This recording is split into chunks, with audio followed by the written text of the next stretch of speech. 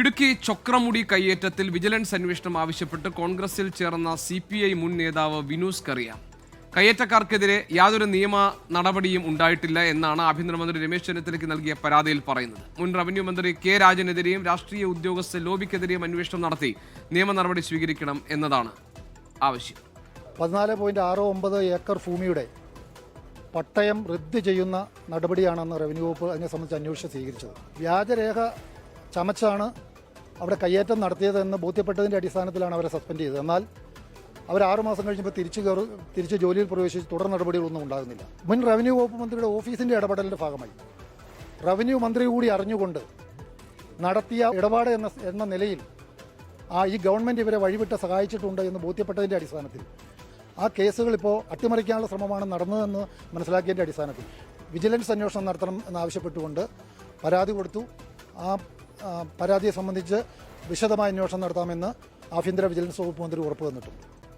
രാഹുൽ വിജയൻ ഇടുക്കിയിൽ വിവരങ്ങളുമായിട്ട്. രാഹുൽ, ഈ ചൊക്രമുടി കയ്യേറ്റവുമായി ബന്ധപ്പെട്ട അനധികൃത കയ്യേറ്റവുമായി ബന്ധപ്പെട്ട കാര്യങ്ങളിൽ എന്തൊക്കെയാണ് ഈ പരാതിക്കാരൻ സംശയിക്കുന്നത്?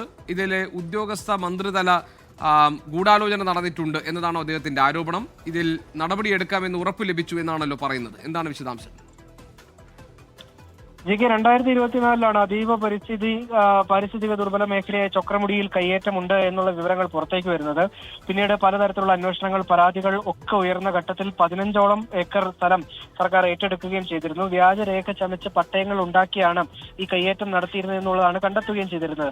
ഇതിൽ റവന്യൂ ഉദ്യോഗസ്ഥരായിട്ടുള്ള താലൂക്ക് സർവേയർ ഉൾപ്പെടെയുള്ള 4 ഉദ്യോഗസ്ഥരെ സസ്പെൻഡ് ചെയ്തിരുന്നു. പിന്നീട് ആ പട്ടയം റദ്ദ് ചെയ്തിരുന്നു. ഈ 2 നടപടിയല്ലാതെ കൂടുതലൊന്നും മുന്നോട്ട് പോയിരുന്നില്ല.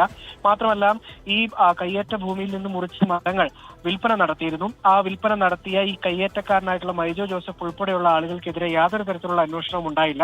അതിന് ഉദ്യോഗസ്ഥർ കൂട്ടുനിന്നും. ഈ റവന്യൂ ഉദ്യോഗസ്ഥരെ സസ്പെൻഡ് ചെയ്തുകൊണ്ട് മാത്രം ഈ പ്രശ്നം ഒതുക്കി തീർക്കാൻ വേണ്ടി ശ്രമം നടക്കുന്നു എന്നുള്ളതാണ് ഈ പരാതിയിൽ പ്രധാനമായും പറയുന്നത്.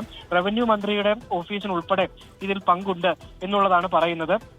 ഈ സ്ഥലം പോക്കുവരവ് ചെയ്യുന്നതുമായി ബന്ധപ്പെട്ട് റവന്യൂ മന്ത്രിയുടെ ഓഫീസ് അനാവശ്യമായി ഇടപെട്ടിരുന്നു. അതുകൊണ്ട് തന്നെ റവന്യൂ മന്ത്രി കെ രാജനും അവിടെ ഉണ്ടായിരുന്ന ആ സമയത്ത് ഉണ്ടായിരുന്ന മുൻ റവന്യൂ മന്ത്രി കെ രാജനും ആ സമയത്ത് അവിടെ ഉണ്ടായിരുന്ന ഉദ്യോഗസ്ഥരും അതുപോലെ തന്നെ CPIയുടെ നിലവിലെ ജില്ലാ സെക്രട്ടറി ഉൾപ്പെടെയുള്ളവർക്കെതിരെ അന്വേഷണം വേണമെന്നാണ് ഈ വിജിലൻസ് അന്വേഷണത്തിൽ ആവശ്യപ്പെടുകയും ചെയ്യുന്നത് എന്നുള്ളതാണ് ഏറ്റവും പ്രധാനപ്പെട്ട കാര്യം. അതിൽ രമേശ് ചെന്നിത്തലയ്ക്കും മുഖ്യമന്ത്രി VD സതീശനും പരാതി നൽകിയിട്ടുണ്ട് എന്നുള്ളതാണ് വളരെ പ്രധാനപ്പെട്ട കാര്യം. രമേശ് ചെന്നിത്തല